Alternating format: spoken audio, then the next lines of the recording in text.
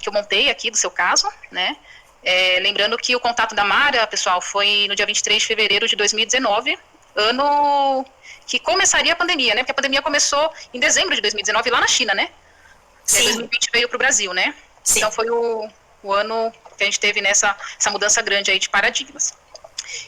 E o legal, gente, é que o prefácio aqui do livro da Mara, quem fez foi a Gilda Moura.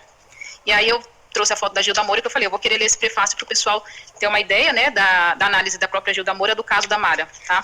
Eu achei bem interessante aqui o comentário dela, né, a análise dela, eu vou ler aqui para vocês. Muito agradecida, Mara, por me convidar a escrever o prefácio da sua nova edição do livro Alienígenas na Minha Janela. Vou aqui colocar a minha visão sobre os acontecimentos na vida de Mara e outras situações vividas em fenômenos anômalos que impactam pessoas e não possuem explicações. É o que eu costumo dizer, às vezes as pessoas me chamam muito lá no Instagram, né, porque não entende, está sendo contatado e as coisas não fazem sentido. E eu falo, gente, não vai fazer sentido, não adianta tentar achar um sentido, porque lida com coisas que a gente ainda desconhece, né, coisas que desafiam a nossa própria ciência. Então você nunca vai conseguir entender plenamente o que acontece com você quando você tem esse tipo de contato, né, então achei muito bem pontuado aqui pela Gilda Moura. Estamos vivendo um momento no planeta que muita gente experiencia situações anômalas, isso é verdade, de caráter extraterrestre ou espiritual, para as quais ainda não possuímos explicações científicas ou consenso geral. O importante nesse momento não é se é real ou não na nossa mente ocidental. O importante é que foi uma vivência real para quem viveu e o impacto transformou sua consciência, sua visão de mundo e crenças. No primeiro momento, o impacto é difícil de aceitar e a incompreensão dos familiares e amigos dificulta ainda mais. Por isso, David Jacob coloca em seu livro Vida Secreta que as pessoas vivem em silêncio. Isso é a realidade, né? Muitos contatados não vêm a público como a gente, né, Mara? É verdade. Então, quantas Danusas e quantas Maras não existem por aí, né? Ou até tem... até teria essa coragem, mas não tem voz, né? Às vezes é uma pessoa que não tem, de repente, uma opção de criar uma conta, né? Não entende como funciona as redes sociais e acaba ficando sem voz também. Então, também temos esses casos, né? Também tem muita gente simples, né, nesses interior da vida, que também tem contato com esse tipo de fenômeno e não tem voz para estar falando, né? Sobre tem pessoas que trabalham também, não pode se expor, né? Também, exato.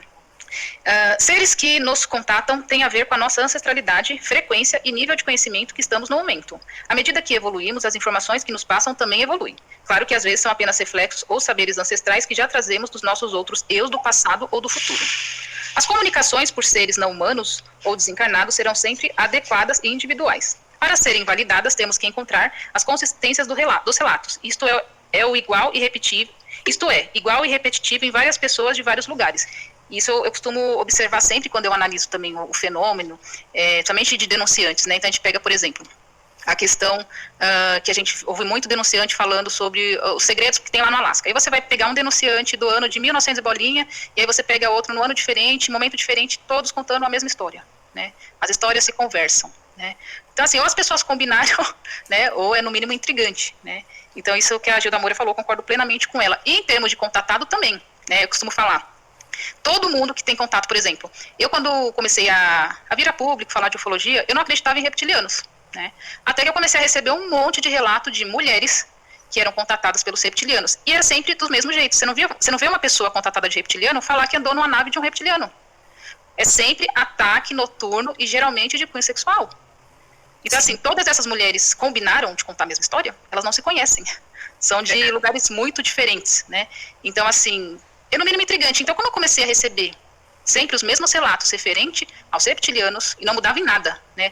São muito sedutores, irresistíveis, isso, aquilo. De gente, é o mesmo relato, né? Na boca de pessoas diferentes. Aí eu falei assim, isso daí é real, né? E aí foi quando eu mudei a minha percepção e passei a acreditar que eles existem sim.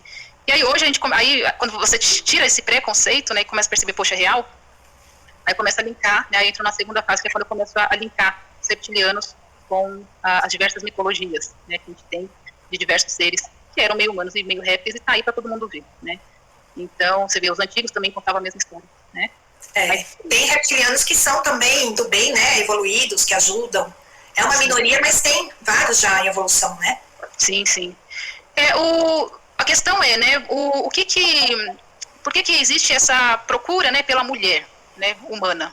Seria para propósito de procriação, enfim, isso é um questionamento, né, que eu ainda não tenho a resposta, né. Se alguém aí no chat tiver uma ideia, mandem a opinião de vocês, né, mas é sempre assim, é muito engraçado, é igual quando falam de Greys, né, Greys, sempre que se tem registros dos Greys, é sempre experimentos genéticos, né? Mas experimento genético de ir lá, extrair, modificar alguma coisa, colocar uma agulha aqui, um chip ali, né? Então, o modus operandi é sempre diferente dependendo da tipologia dos seres, isso é muito interessante, né? Verdade.